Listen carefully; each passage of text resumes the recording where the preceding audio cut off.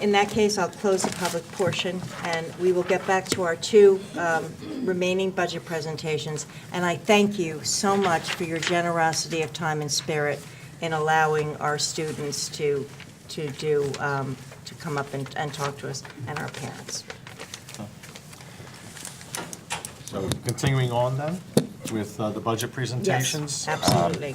I'd like to introduce Joyce Forsberg, Manager of Transportation Department. Good evening. Joyce Forsberg, Manager of the Transportation Department. I just want to kind of give you an overview of what transportation is and how we go out and transport the students every day. Okay, pretty much the transportation is policy, law, and regulation-driven service that we provide for your students to travel to and from school and to go to their trips, go to athletics, and basically transport them wherever they need to be. Okay, we serve as the most, not I'd say the most important part, but one of the most important parts for a student's day, because as long as they have a good, safe ride into school, they have a good day at school.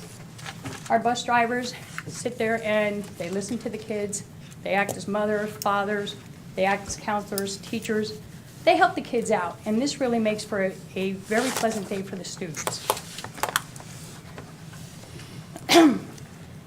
Recently, as hopefully you may know or you may not know, school buses have been in the media a lot. Due to the fact that they've been in the media, there have been laws that have been passed through the governor's office to promote more safe transportation for students.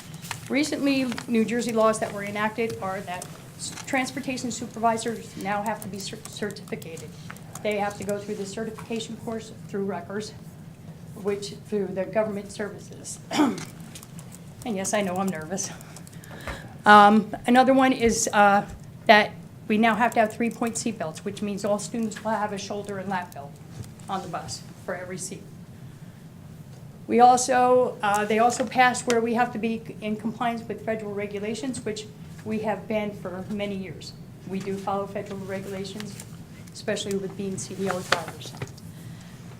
We are now required to provide school bus training to the drivers and the aides twice a year. And that's on the 9 categories that we must train on that New Jersey State regulates us. They have also made the certification of our physicals a little harder. As we get older and we have drivers that are over 70 years old, they're now going to have to get a physical once a year. Once they reach the age of 75, they have to get a physical every 6 months, so they could prove their fitness to be driving. Also, the fact that any motor vehicle violations that we get, moving violations, we now stand the chance of losing our S endorsement, our school bus endorsement, which will automatically stop us from driving. So it's getting tougher out there for us.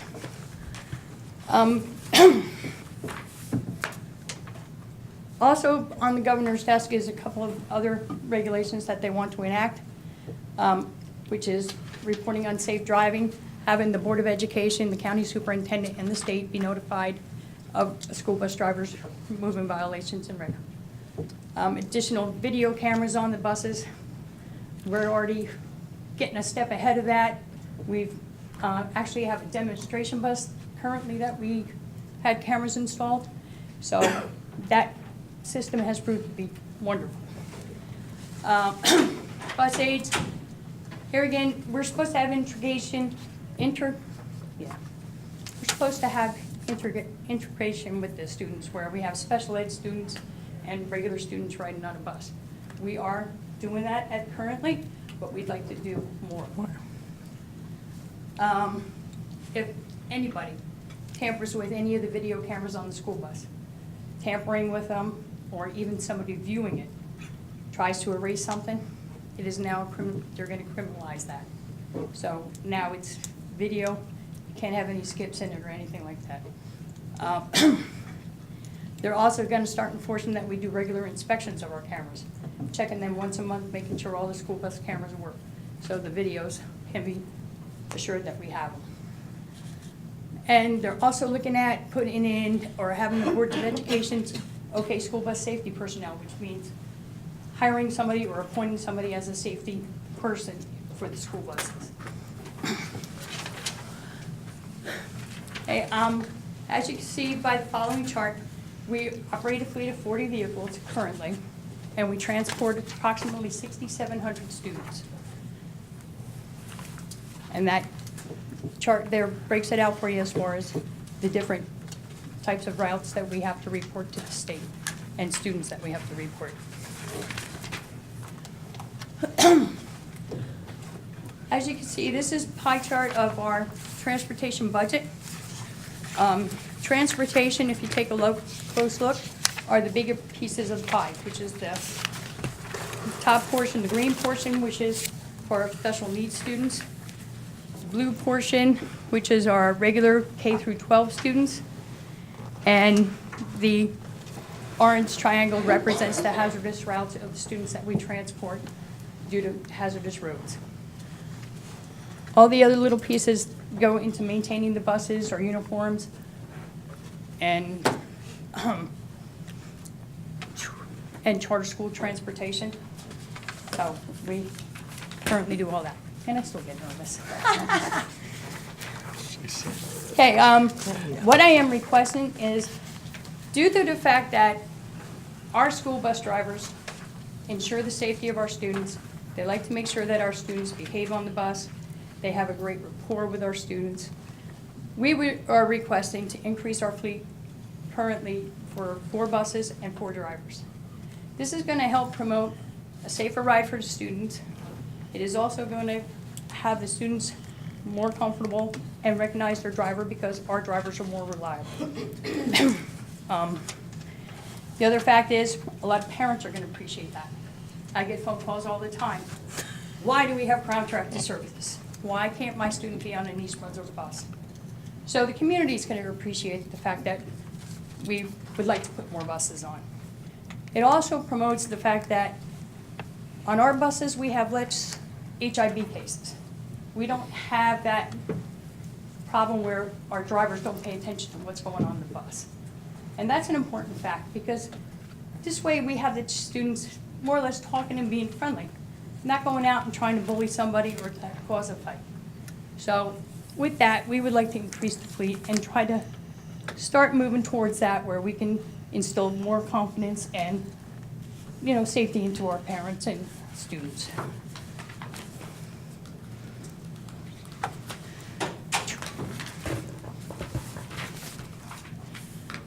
Okay, also another benefit is, as I mentioned, bus driver stability. We have very low turnover here. A lot of my drivers have been here for years. I still have a couple of the original bus drivers working for me. Wow. So that takes a lot, and that's dedication to the district. My drivers are very comfortable. They like the kids. They get along with the kids. It's just a relationship that you can't replace with a contractor. Okay, the contractors don't have that stability where they keep the same driver on the route all the time. They don't have that interaction with the students like our district drivers do. We take a lot of pride and a lot of drive to maintain a safe, reliable service for our students. And we would like to continue doing that. Okay, any questions? Thank you. I knew I forgot a bottle. Joyce, just to be clear, if I may, when you say that we have the original drivers, we're not talking about the ones when we first ran our first bus route in 1929, right? No, not the one in 1929, no. I had a hard time finding that driver because I was going to see if he wanted to come back.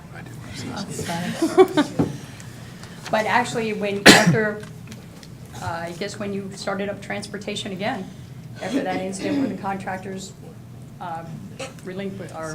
actually pulled out of the contract with the district, we have 1, 2, I believe 3 of the original drivers still. So they're here for 13 years, 14 years. Joyce, I want to thank you for your dedication. Some of the things that I've heard about, what you have to do every day to keep our kids safe. So I want to thank you for that, first and foremost. The issue of the contractor versus the in-house, I think, we talked about that in Budget Committee, and it's this balance, right? So the in-house comes at a cost, and we currently have, I think, more contracted buses than in-house, right? About 40 Yes, in-house. It's not an equal division. We stand about a 60-40 split Right. currently. With gaining the new 4 buses, okay, that would balance it out a little more. It's not going to be exact. We're Right. never going to be exact. Right. But also with us gaining the 4 buses, it's only going to be a net cost of $138,000 compared to what we may pay for transportation next year. Yeah. So, every bit of the budget, it's like we're looking at it so carefully, and there's just a lot of things to balance. And certainly, I think if we could take the whole thing in-house, given all the benefits that you've talked about, of having an in-house staff, I mean, I think we would all do it tomorrow if we had the funds to do it. So it is, I think, a balance of the consideration. I think the question I asked in Budget Committee is, is there a sweet spot? How do we analyze, what's that right point? Of course, if we could do it all, we would, but, wouldn't we all want more languages at elementary school? Don't we want more class options? Don't we want air conditions at every school? And we want roofs that don't leak? And there's all these things that I think are just so important to the overall education that it's a balance. But I want to thank you for your dedication, and absolutely, I think, it makes a difference when, you have a dedicated staff who knows that, they're going to be here this year and next year and the year after. It does, it matters a lot. Yeah. My drivers are awesome. Lori? So a question for you, if, with the 4 additional buses, does that help us at all with the cost of the transporting of the athletics before No. and after school? It doesn't? Unfortunately, no. Okay. Okay, due to the schedules and the health schedules and how they're lined out, it just doesn't allow us to Okay. do that. I was hoping. With our current It schedule. would be- It doesn't help with our current schedule, but if we modified Right. Okay. that to adjust sometimes, there might be some other options as we, Okay. part of growing the fleet is part of that complex look at our schedule and how can we make adjustments. That's what I was hoping, 'cause I know we had to pay for the, Yes. Yes. which And we the had to teams, I pay. think, Yeah, Chad had to- mentioned. yeah. The team certainly Yeah, appreciated, to but I expenses. was hoping that. I think it has to be looked at Coach buses aren't holistically with Yes, yes. other changes. Yes. You may be, say, saving money in the long Mm-hmm. run by having in-house versus paying for Correct. the Oh, Correct. coach absolutely. buses. That is correct. If I can, I'd like to just, point something out with regard to the request, and something when it comes to additional buses, that's not necessarily just something to be done at the time that we're developing a budget. If there's an opportunity during the course of the year where we find that the costs of running a contracted set of routes exceeds the cost of what it would mean to bring in a staff member and acquire the buses, we could do that. So this isn't necessarily just a budget time issue. The other thing I want to point out with regard to the request that's before you, and I'm not looking for any kind of an approval right now, but just something to consider. The net cost of $138,000 is over the initial 5-year period, because the 5-year period is how long we would be paying for the buses. After that, the buses are paid off. So then it becomes a net neutral. The other thing that is possible in terms of making it a net neutral right from the beginning is if we can identify, or closer to a net neutral, I should say, if we could identify routes that we can package that are more expensive routes that are contracted out to help reduce the cost of what that would mean against the budget. So those are all things we're still looking at. And to Mrs. Lack's question regarding the athletic support, right now in the configuration that we have with schedules, that's not possible to do. But we've begun having some conversations on how might we be able to look at some different ways of scheduling, not just in terms of tiers, but overall timeframes during the course of the day that may be able to help us bring some balance, And better efficiency. balance throughout the day, efficiency, and relieve some of our own buses that perhaps could support, the after-school programs. Anyone else, legal? So, Joyce, thank you very much for your very good presentation. So I do have one question for you. So you mentioned the required video cameras in the bus. So how long is school district required to keep those videos from the school bus? Okay, the videos, the law is not set clear on days that we have to save it yet. Okay, that is a proposed law that's gonna be enacted. Okay, so they're still working on the verbiage for it. Currently, right now, we have the ability of saving our videos for 3 months.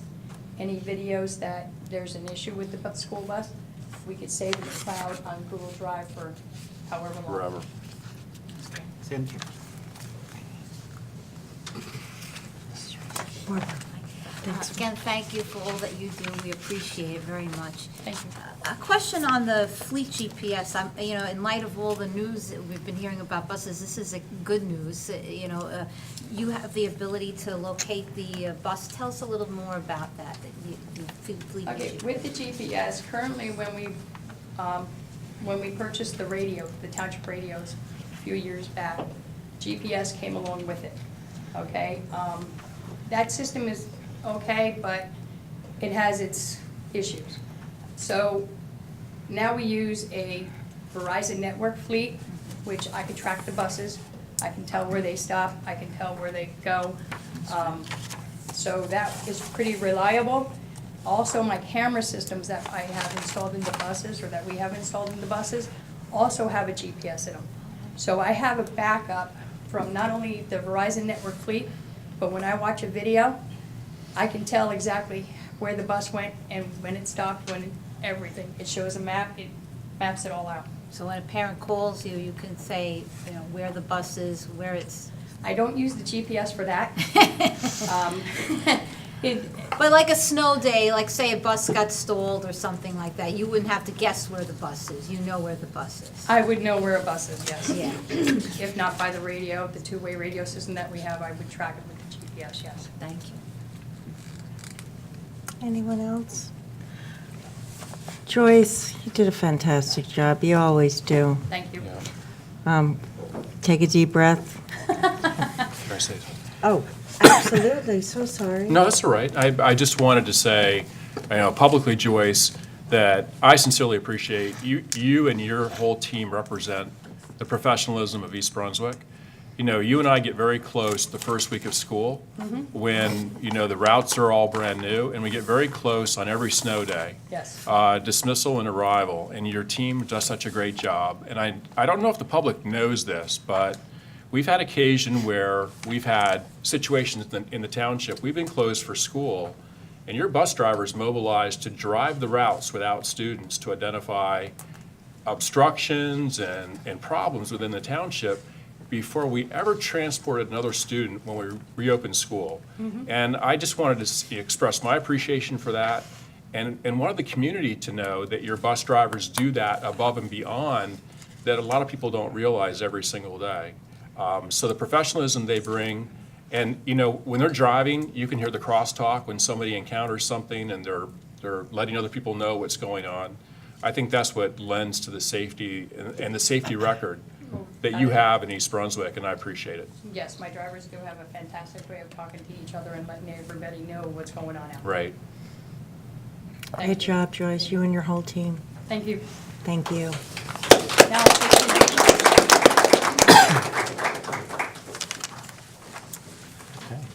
And last but not least, Last but not least, Gerald Schenk, Director of Facilities Management.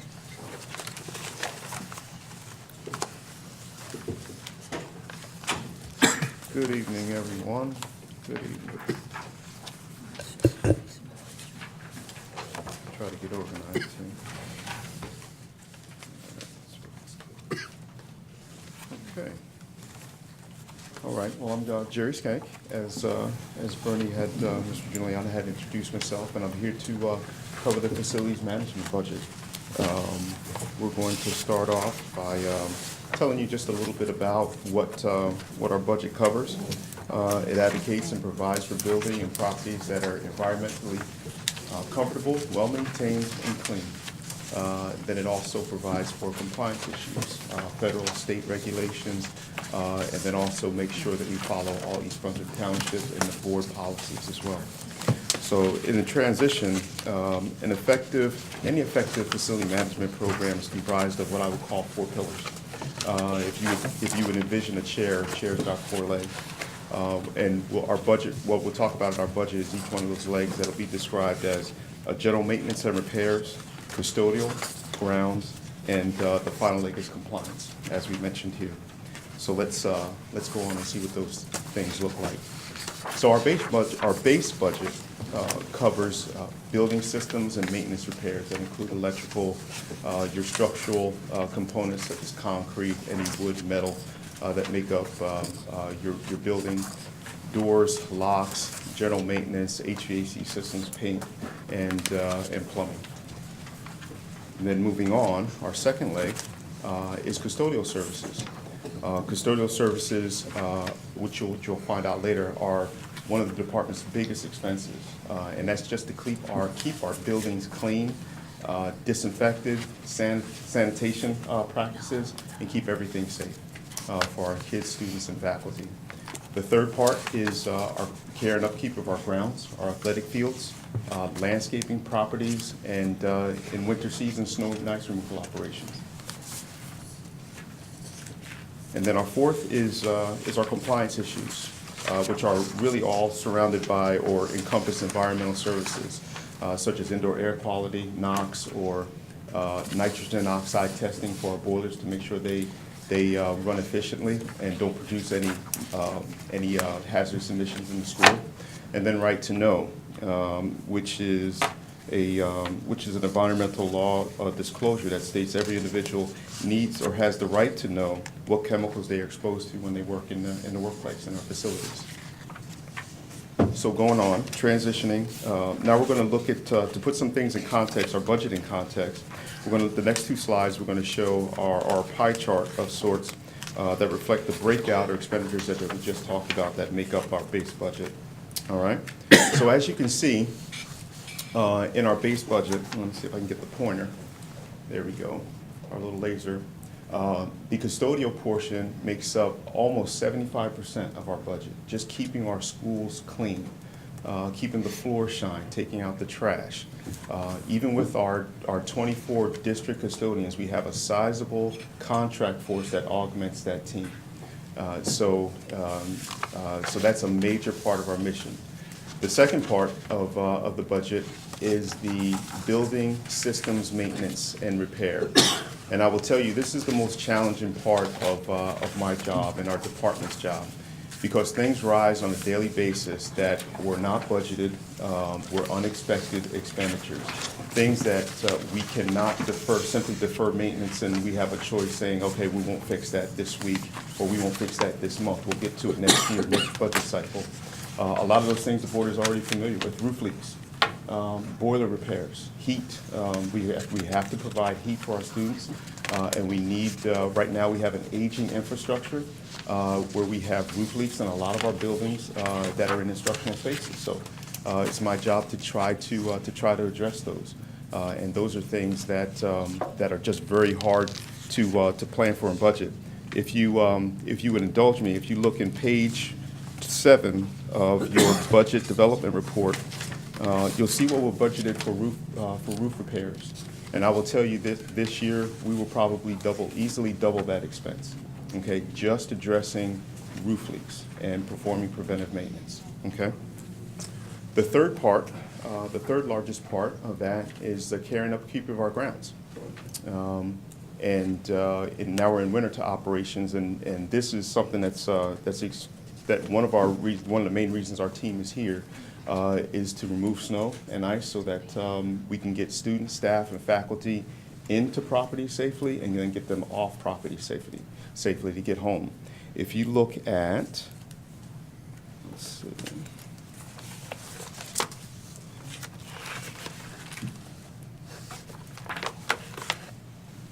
Yes, if you look at page 13 of our budget development report, you'll see what we budgeted for snow and ice. This year has been very mild, and we've been very fortunate that we had not had a very snow-intensive year. It's too early. Yeah. There goes March.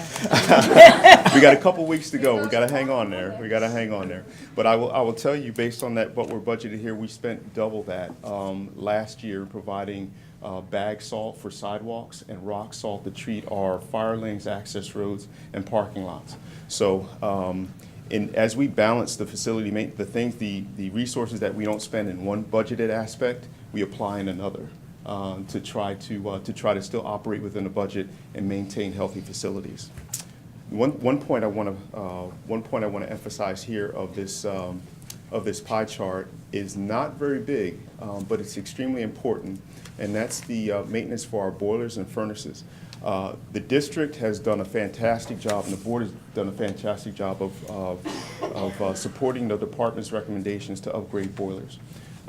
We have almost all of our boilers are energy efficient condensing boilers. They're a lot safer than the old coal fire systems and everything. They're a lot more efficient, but they are very costly to maintain. Over the last 3 years, we've had unbudgeted expenditures in burner assembly repairs. To put that in perspective a little bit, the district has 36 boilers across not in each one, but across our 13 facilities. In Hammersville alone, we've got 6 boilers. 50% of those went out last year, or this year, I would say, this year. And that's not a maintenance or repair cost that we can defer. We've got to provide heat to the schools. So we had to spend a considerable amount of resources unplanned to get those boilers back up online, okay?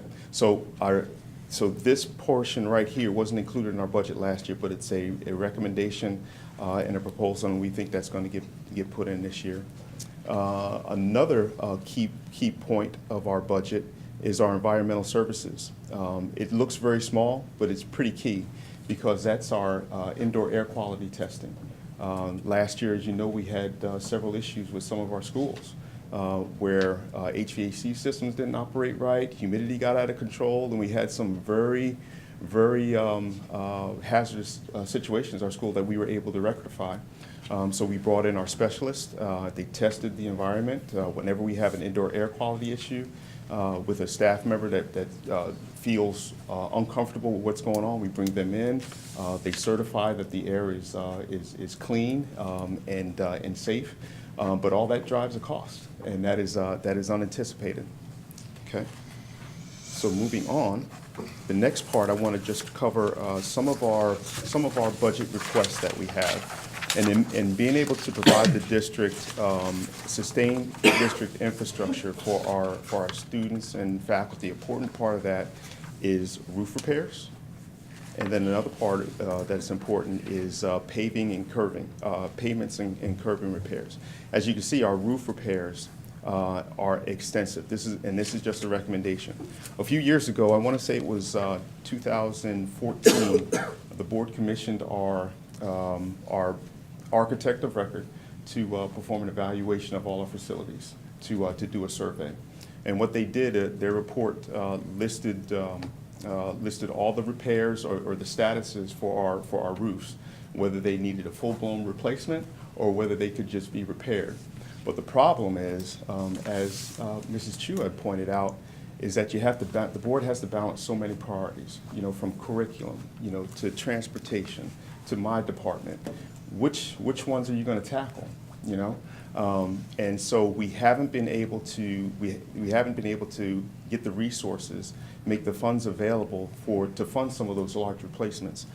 The amount that you see there is just for the 5-year annual payment that would make up. That in no way encompasses the total cost of all those jobs, replace roof repairs and doing repairs and whatnot. So, but the challenge is, like I said, is trying to address infrastructure concerns while balancing other issues and everything. So all these are just requests, and these are things that need to get done.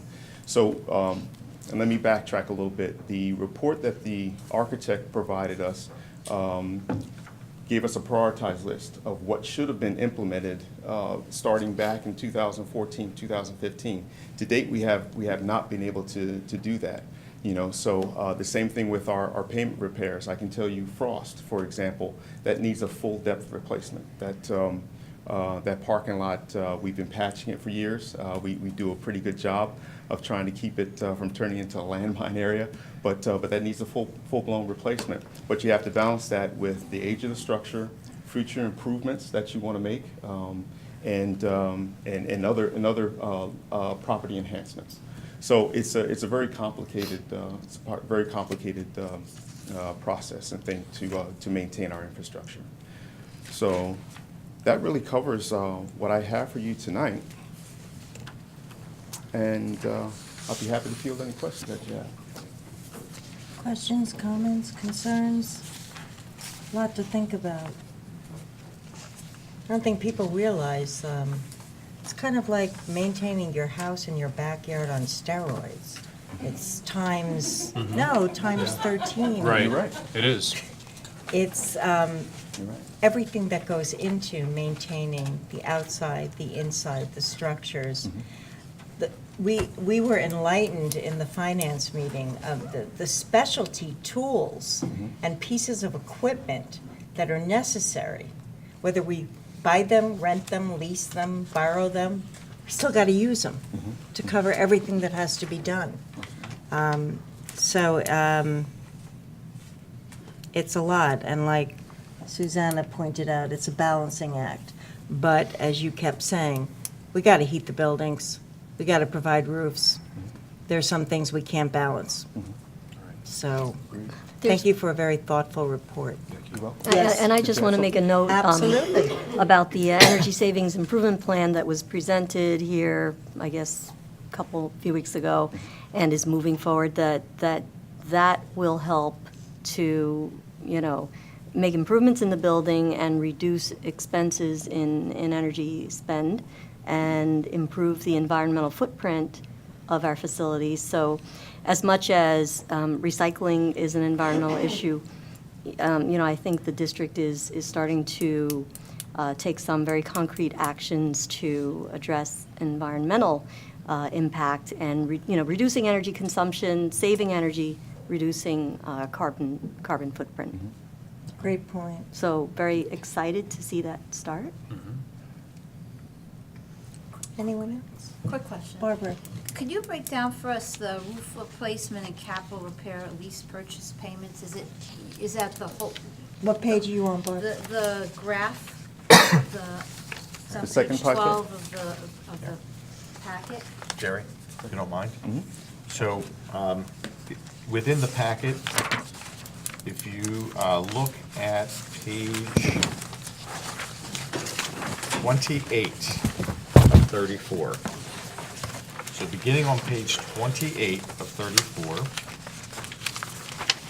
and continuing on through page 33, you'll see each of the separate projects that were recommended through the study that was done by the architect. And the board had also commissioned a study by the engineer to look at the condition of our parking lots and curbing and what that schedule should be for replacement. So each one of those items is reflected here. And you'll see, just for example, on page 28, starting from the top, we've got memorial paving and curbing. Some of this has to do with capital repairs. Some has to do with complete replacement. You'll see that throughout the roofing section as well, whether it is a capital repair, which is a long-term repair that will keep us going for a bit, versus a full-blown replacement, which is also described within the various buildings where that would apply. I want to clarify, if I can, when Jerry was talking about the repairs that have been undertaken over the last year on our roofs, those are not capital repairs. Basically, they're patches. And, hoping that we get through, because the kind of money that's necessary to do the really intense repair, we just don't have. So we're getting through, but not the way we should be. And this, what you have here in terms of the budget requests, these go back through to 2016, what was recommended on the schedule that we have not been able to address, that there has been no funding for. And it's a balancing act. We can't have everything, we can't do everything. But we would be remiss if we didn't provide this information, because I think it's critical for the board to be able to see exactly what the scope is of what it is that has to be addressed. Is there a priority list within the That's what I was priority gonna- list that's what I was of, and first and foremost, right, Yeah. safety, They're all if we don't want roof sections to start falling. Coming down. So is there a priority list within that? Well, that's what we had the architect and the engineer Yeah. do. Yeah. And so you have the priority list. 'Cause they're So all if you want to older try and ones. This is all prioritize of it. from this, well, the Yeah. oldest ones go back to 2016, so might that be the first priority? Yeah, I but there's a don't lot to know. think about here, Right. because this is, It's a big It's a lot ticket. of- There's a lot. Yeah. And, Yeah. and it's important to note that when you look at these components, what we've done is presented based on a lease purchase plan, because that's always worked out well. It allows us to get work done without having full freight up front. We have 5 years to pay it off. So and these this are- is all refl- based on lease purchase? This is all, these are the based on- payments. Wow. 1/5 of the actual cost, or the estimated cost of the work to be done. So that's what you're seeing here. So if you want to know the actual cost, multiply these amounts by 5. Okay. And within the narratives, you do see what the, Yes. I don't want to say actual, what the estimated costs were as presented by our professionals. At that time, right? Because it changes over time. Right, and What was the during date of bidding. that survey? When was that survey? It was 2015, I believe, 15, 16, because the first set of projects here was from 2016, so I was looking forward. So to put this in context, right, the total general fund amount is 5.3 million for facilities of allocated budget. This represents like an 80% increase on that, like $3 million on 5. So it's significant. It is significant, absolutely, absolutely. Now, that's not to say, I don't, I think it's important to also to keep in mind that we have done major roofing work. Just this past year, this last summer, we replaced the entire roof on Warrensdorfer School. And before A that, couple of Frost. years ago, Frost. we did, was it Frost? that we did? Frost. We did Frost. A couple of years before that, we did Bound Monroe roof.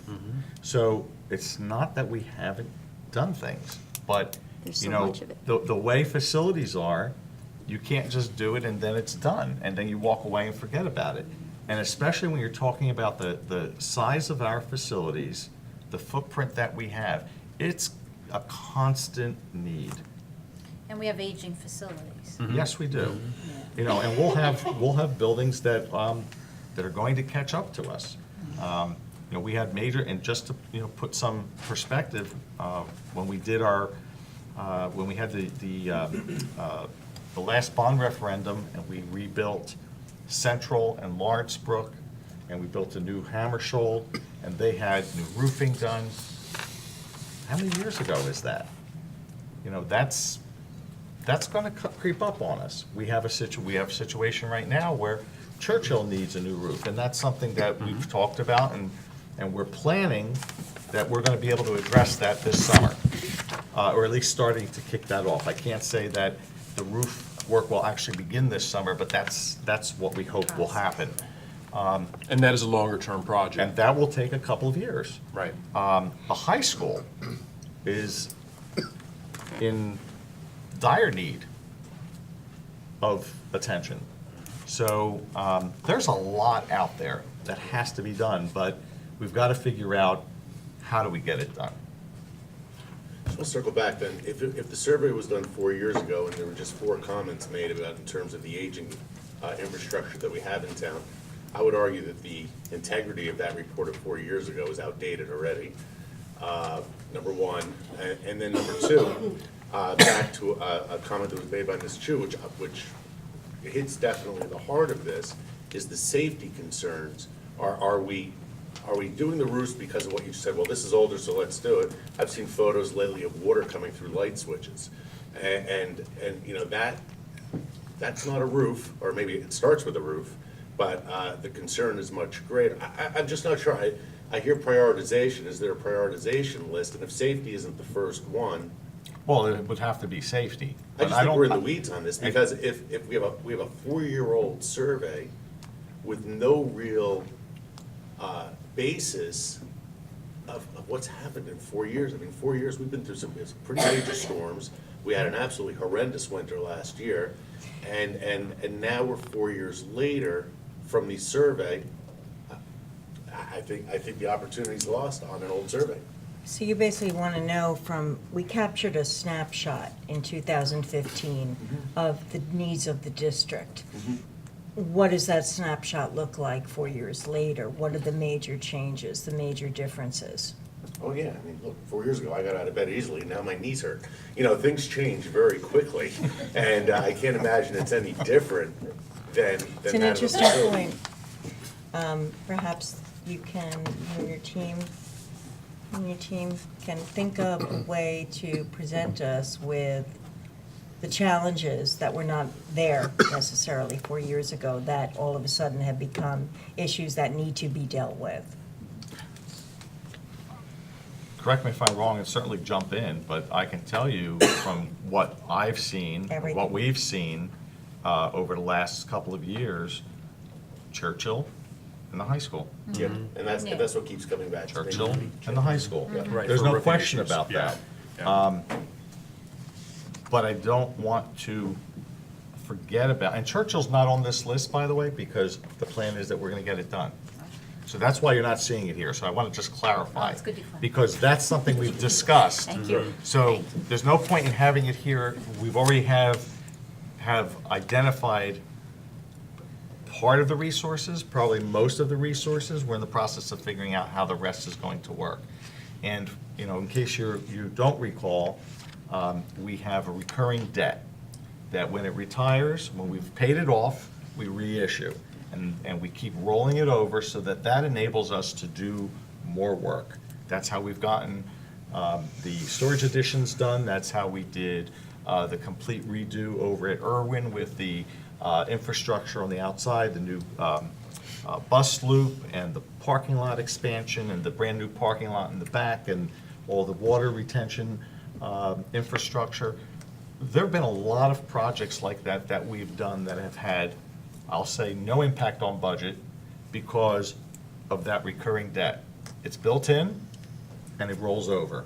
And it enables us to have the resources to take on big projects such as the ones that I mentioned. But it's not enough.